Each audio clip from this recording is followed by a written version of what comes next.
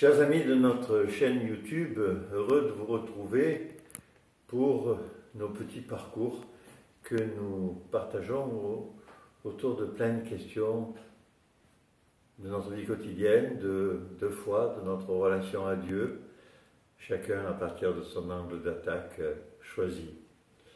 Je voulais revenir et compléter un petit peu une petite vidéo que je vous avais proposée il y a maintenant plusieurs mois autour de la confession. Nous avions parlé de la confession, de cette merveille dont nous disposons pour pouvoir véritablement cleaner notre âme, la nettoyer, comme le dit Alexandre Schmemann dans plusieurs de ses ouvrages, et souvent nous pleurons pendant la confession et ce sont ces larmes qui lavent notre âme. Alors, nous avons parlé de la confession et du miracle que nous vivions quand nous pouvions repartir lavés de nos fautes comme le Seigneur l'a lui-même proposé. Chaque fois que vous lèverez les péchés, ils seront enlevés, et chaque fois que vous les retiendrez, ils seront retenus, et c'est un enseignement du Seigneur lui-même, n'est-ce pas, qui nous a été transmis par la succession apostolique, et une grande grâce pour les prêtres qui eux-mêmes doivent aller se confesser, mais ailleurs, on ne se confesse pas soi-même, même si on est prêtre. Et puis, je me suis rendu compte au fil de mon expérience modeste de confesseur que souvent nous avons du mal à discerner ce qui relève d'une confession, c'est-à-dire, pour le dire simplement, ce qui relève de ce que nous avons repéré au fond de nous-mêmes et qui est une erreur de comportement, de pensée, de jugement par rapport à ce que nous a enseigné le Seigneur et dont nous allons souffrir parce que nous nous rendons compte à ce moment-là que nous nous sommes laissés souvent dominer par notre nature humaine. Et ce qui est de l'ordre de la psychothérapie. La confession, c'est une psychothérapie en quelque sorte, mais de l'âme. D'ailleurs, ce n'est pas une psychothérapie. Mais c'est effectivement quelque chose qui nous réajuste, qui nous remet droit, qui nous remet dans le bon sens par rapport à des erreurs que nous avons faites, par rapport à des faiblesses que nous avons, qui sont souvent nos faiblesses humaines. Et la psychothérapie, c'est une démarche thérapeutique que nous faisons en allant voir un soignant, médecin psychiatre, psychologue, psychothérapeute, parce que nous avons au fond de nous un certain nombre de choses dont nous sommes porteurs, très souvent qui s'originent dans notre enfance ou dans des expériences douloureuses, qui nous empêchent de vivre, entre guillemets, normalement, qui faussent nos comportements, qui ne nous donnent pas des attitudes justes dans notre façon de vivre au quotidien, qui vont, lorsque nous les rencontrons, ces choses que nous avons vécues dans une lointaine histoire personnelle, et bien qui vont nous déboucher sur de la colère, qui vont déboucher sur un renfermement sur nous-mêmes.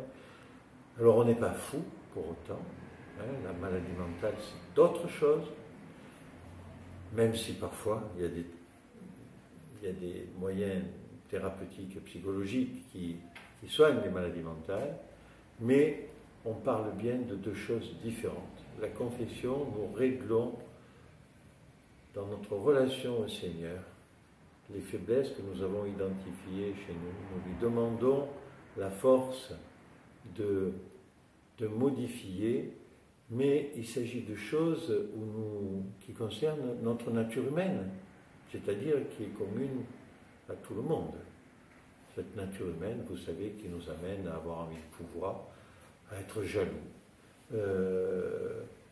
à nous laisser attirer sur des penchants mauvais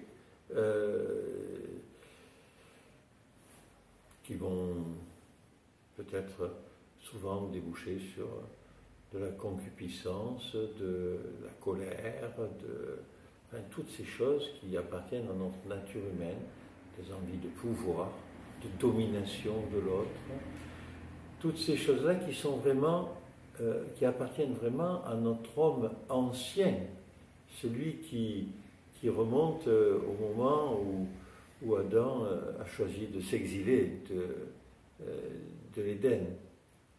Et ces choses-là, effectivement, nous pouvons en parler avec Dieu, nous pouvons essayer de nous rapprocher de Dieu, et nous pouvons essayer petit à petit de nous améliorer pour devenir des hommes meilleurs dans ce monde et de meilleurs chrétiens, de bons chrétiens, capables effectivement d'avoir pris de la distance vis-à-vis d'eux-mêmes, vis-à-vis de ses passions, et de vivre donc comme un chrétien en pratiquant l'amour du prochain, la charité, en témoignant de compassion, etc.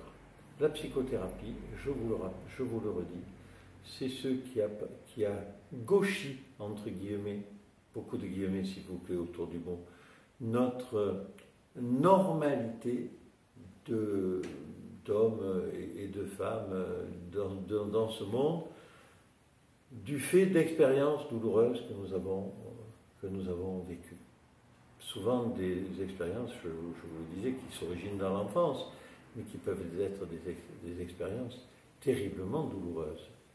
Il peut s'agir d'un deuil, il peut s'agir d'un environnement de violence que nous avons subi pendant très longtemps et qui a laissé des traces en nous dont nous n'arrivons pas à nous défaire. Il peut s'agir parfois plus gravement d'abus de toutes sortes. Parfois, pour certains,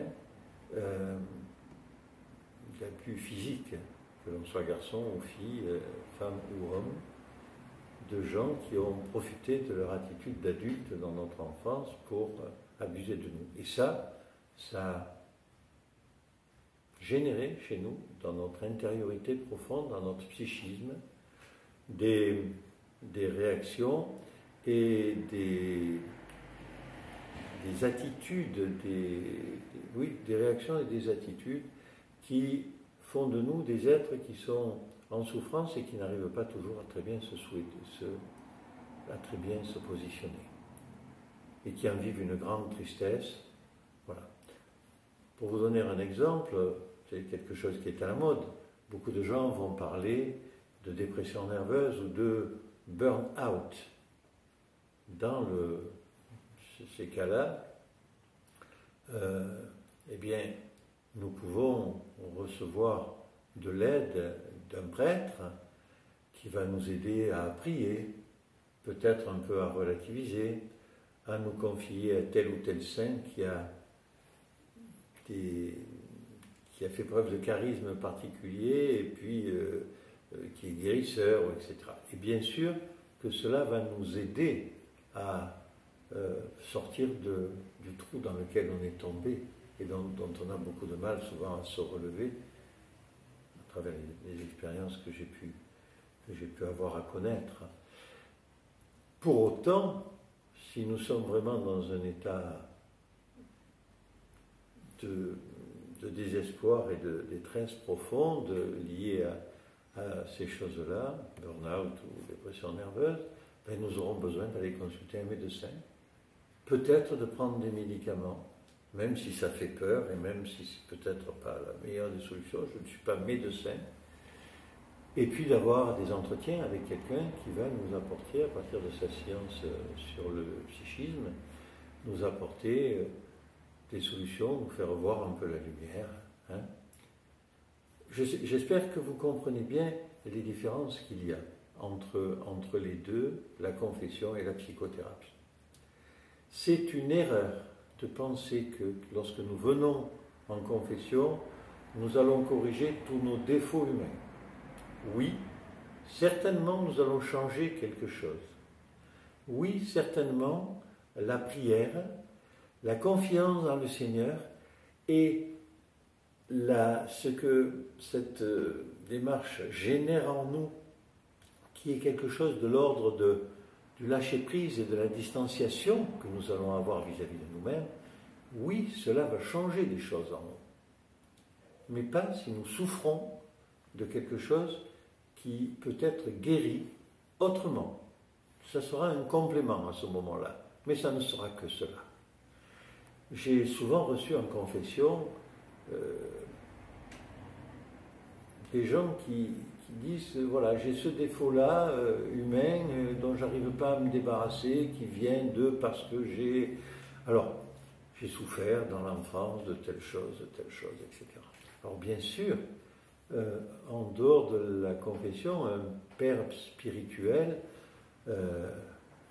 parce que généralement on distingue un peu la confession d'entretien à visée d'enseignement chrétien, bien sûr, un père va pouvoir, de par son expérience, aider des gens et donner quelques pistes de réflexion.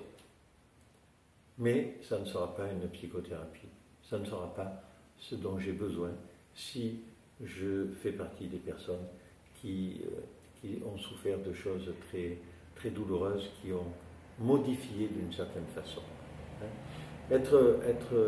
Avoir une problématique psychique difficile parce qu'on a vécu des choses, ce n'est pas la normale de ce que nous vivons quand nous avons simplement à assumer notre condition humaine et toutes les passions qui vont avec. Ça, le bon Dieu va nous aider là-dedans, il va être là. On est dans un autre stade et on n'est pas malade mental pour autant, on n'est pas fou pour autant. Bien que dans cette science qui tourne autour du psychisme, il est souvent très difficile de faire la part entre le normal, le pathologique, ce qui est passager, qui est un accident. Je vais vous donner un petit exemple de ce en quoi Dieu peut nous aider. Hier, par le plus grand des hasards, une personne m'interpelle dans un lieu où j'étais. Elle identifie chez moi quelque chose qui doit ressembler à un prêtre. C'est vrai qu'elle était aidée en cela par ma croix que je porte toujours autour du cou. Et elle me parlait de son enfant qui a des angoisses, qui est malheureux, qui n'arrive pas à dormir. Sur ce point-là, il faut savoir que c'est un phénomène normal de l'enfance. Tous les enfants, peu ou prou, à un certain âge de leur vie, ont des angoisses nocturnes. Ils ont des peurs, dépendamment de leur âge, ce n'est pas toujours les mêmes, mais ils ont des peurs, ils sont très sensibles. Leur psychisme est très sensible à ce qui peut les impacter venant de l'extérieur, qu'ils ont pu voir dans un film, dans une émission, dans un jeu, parfois avec ces machines où on muscle simplement les pouces. Et c'est quelque chose qui inquiète beaucoup les parents. Le Seigneur va nous aider avant d'aller voir un psy en disant mon fils est perdu ou ma fille c'est terrible, etc. Le Seigneur va nous aider. Par exemple, si on est un peu croyant, eh bien dire à l'enfant qu'il n'est jamais seul, il n'est jamais seul sur cette terre, et qu'il y a un bon Dieu qui existe, et que le bon Dieu le regarde et est là pour le protéger, pour le guider, qu'il a mis à sa garde et pour le guider et l'accompagner un ange gardien. Et j'ai vu de nombreux enfants qui, le jour où ils ont su qu'ils n'étaient pas seuls et qu'ils avaient un ange gardien à qui ils pouvaient parler, bon, ils sont un peu embêtés, ils ne répondent pas trop, l'ange gardien, au niveau verbal. Mais dans leur cœur, ce qu'ils entendent, c'est que cette solitude qui leur fait peur, ce noir dans lequel ils sont, et où il faut à tout prix laisser une veilleuse, eh bien, ce n'est pas un noir qui est dangereux, parce que ce n'est pas des zombies qui sont là ou des mauvais esprits, c'est aussi l'ange gardien qui dort à côté de moi. Enfin, lui, il dort que de deuil, c'est la différence, parce qu'on ne sait pas trop de choses sur le sommeil des anges, n'est-ce pas? Voilà. J'essaie là d'illustrer un peu, vous voyez comment on peut faire une séparation entre deux choses. Si vous avez besoin d'aide, il faut aller vers celui qui aide. Si c'est une aide qui ne concerne que nos passions humaines, que nos faiblesses humaines, que nos doutes, y compris au niveau de notre foi, la confession va être la bonne réponse. Et si vous avez la chance d'avoir un prêtre à l'écoute et disponible, n'hésitez pas, profitez-en, je serais tenté de dire. Si vous avez des problèmes qui sont d'autre nature, allez voir les gens qui vont vous aider. Ça ne vous empêchera pas de vous faire aider en confession ou en entretien par un prêtre qui vous parlera justement des choses de Dieu et de votre relation à Dieu. Et qui saura, s'il est un peu avisé, vous montrer les endroits où vous avez, pardon de la modernité du terme, des marges de manœuvre et des marges de progrès. Voilà ce que j'avais envie de partager avec vous. Et d'abord pour que vous ne fassiez peut-être pas d'erreur. Vous savez, un prêtre reconnaît quelqu'un qui a besoin d'autre chose quand une personne souhaite se confesser tout le temps.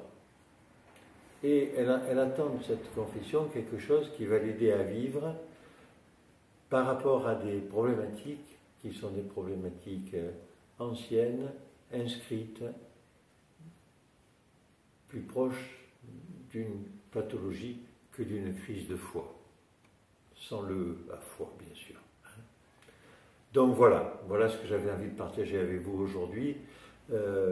Et ces paroles-là, à l'ombre de la croix que nous souhaitions la semaine dernière, que nous célébrions, pardonnez-moi, la semaine dernière, avec son icône de l'exaltation de la croix et la décoration du plateau avec des fleurs pendant que nous faisons le pèlerinage lors de l'office.